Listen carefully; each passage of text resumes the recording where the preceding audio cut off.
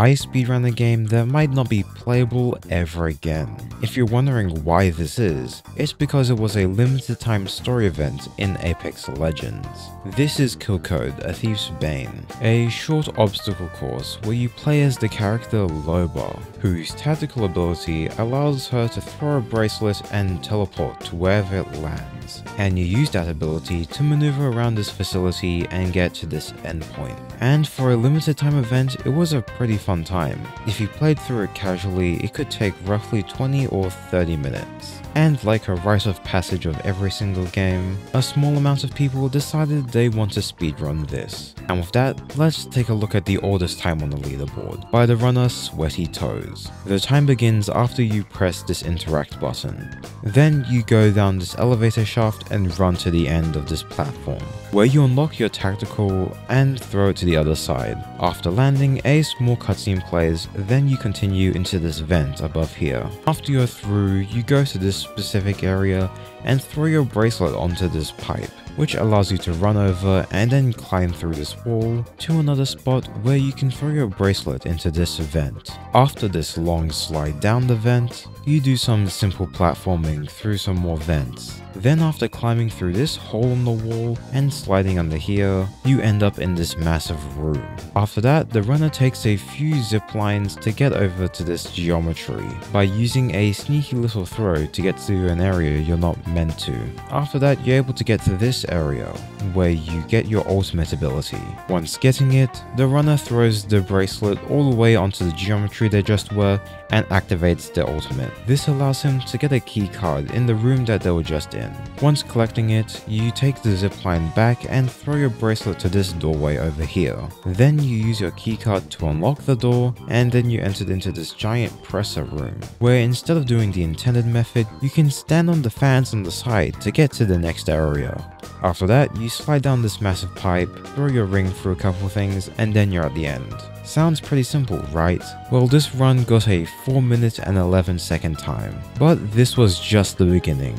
There was a lot of improvements that could be made here. Let's start from the beginning area. After exiting the elevator as early as you can, you may think just to run to the end. Cause, I mean, what else is there to do? But there is actually a slightly faster way. By jumping off the edge as soon as you can, you respawn at the very end, saving you just a bit of time. Now in the second room, there were some improvements to get to the second vent. People found out that if you stand in this beginning area and throw your ring directly over to the other side, you can stand on this broken glass pane and throw your ring up to the high areas where you can get to the vent a lot faster. But sooner on, there was an even faster method where you ignore most of the stuff entirely and throw your ring to this upper area above this big tube vent. Then from there, you can just reach the platform by angling your bracelet, saving a whole bunch of time. Now there were a few ways to enter this pipe, but most people found the best way to be was to just drop down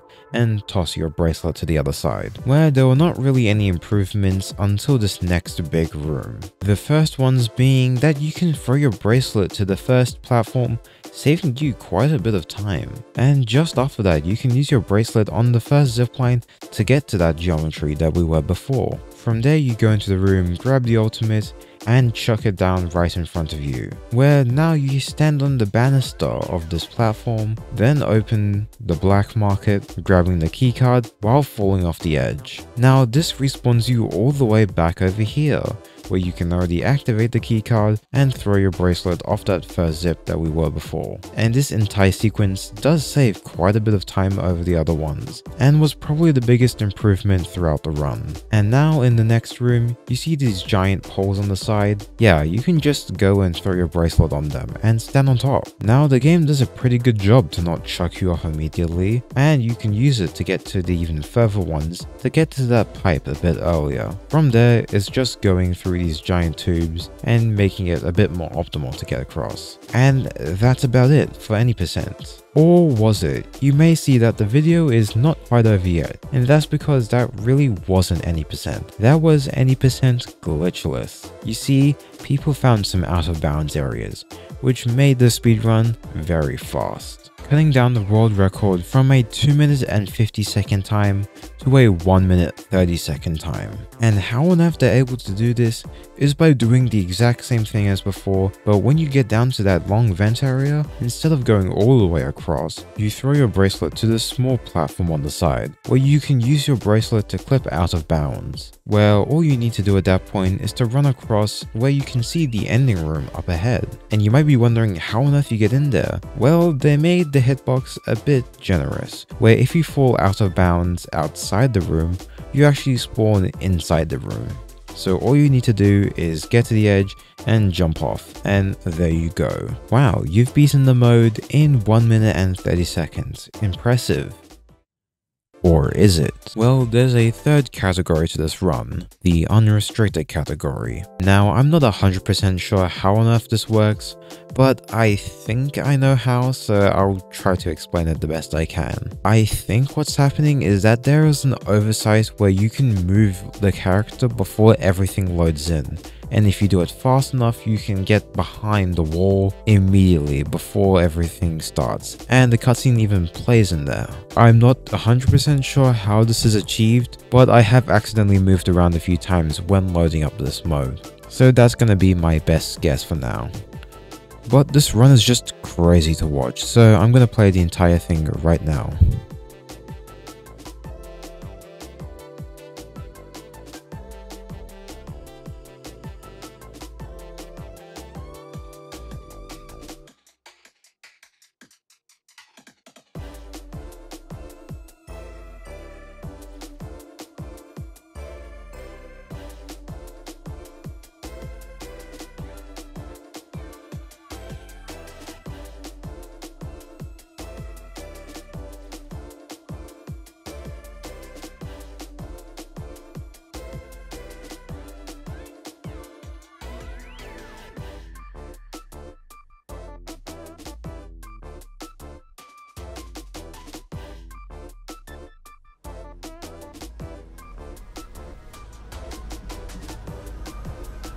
I think I did it in a run. I think I did it in a good enough run. I hit my head though.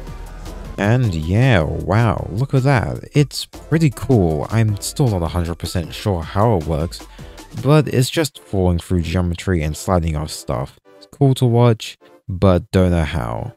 But just playing this made me really want more platforming stuff like this. Like, imagine platforming stuff with jet control, with Falcor, blah blah blah. There's so many cool stuff that this game has that would work really well. If only they were to make a single player adventure game based on this universe. Man, that would be something, wasn't it? Hint hint, nudge nudge. But anyway, yeah, I'm gonna wrap up the video here. So, thanks for watching, release Titanfall 3, and I will see you next time. Goodbye.